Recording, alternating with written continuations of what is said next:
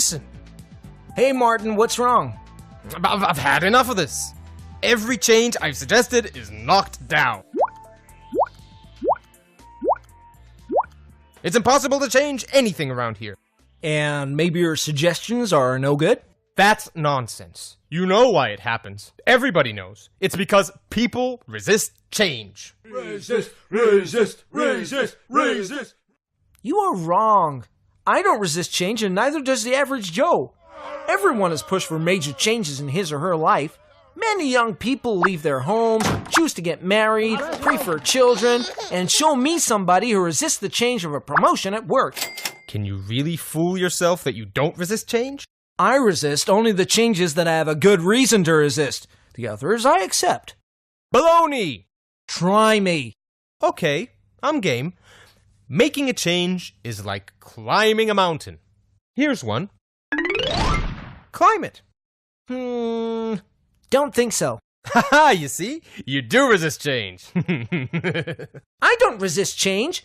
I resist this particular change because I don't have a reason to climb the mountain. I don't see the plus in the change. Well, what's a good reason for you? A higher salary, better health, or an improved relationship. Okay, I'll take care of your excuse. There's a pot of gold waiting for you up there. Is that good enough? Now will you climb?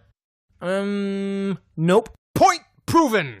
You most certainly resist change.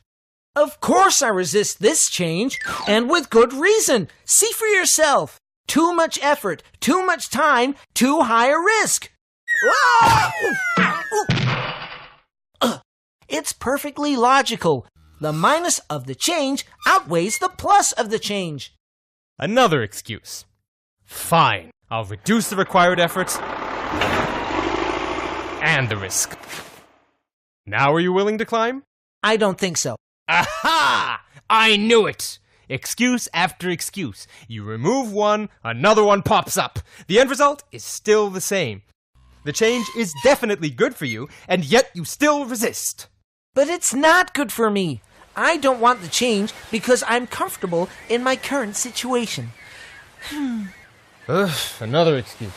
Not at all. You look at it too narrowly. No wonder people reject your suggestions. What? I looked at both the plus and the minus sides of making the change.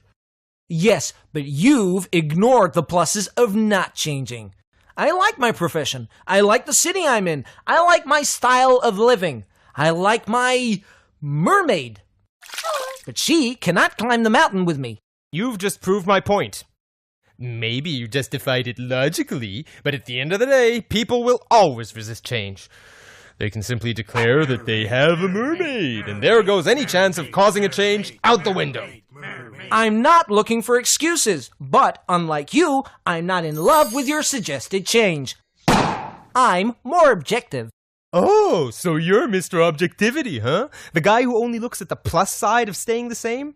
Aren't there minuses as well? I guess there are. Think of situations that if things stay as they are, alligators will bite your ass off. Your firm may go bankrupt, or your spouse may ask for a divorce. Of all the nerve! Or your health will decline drastically. Aren't you fighting alligators? Constantly! Sometimes I feel that the people I try to convince are so busy fighting off the alligators that they should be climbing the mountain even if there is no pot of gold waiting at the top. Still, everybody resists change, including you. Not at all. Show me how the pot is large enough for me, and the teeth of my alligator are sharp enough, and my effort and my risk to change is not as big, and that I don't have to give up on a beautiful mermaid, then I assure you I will climb the mountain. That's what I do, and it doesn't work. Really? Have you ever tried to present all four sides of your suggestion? Let me ask you a more pertinent question. Did you figure out in advance what the pot is for the person you're trying to convince? Not your pot, but his or her pot. What is his or her crutch? What are the alligators and the mermaids for the other party? I guess not. There you go. Also, when you concentrate on one aspect and the other person concentrates on another, you are bound to miscommunicate.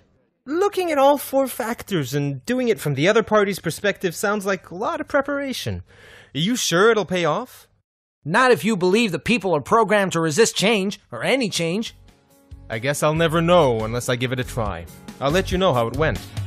But Paul, I see how it might work for convincing an individual, but it won't work when trying to introduce a full-scale organizational change, with the collaboration of so many people is needed.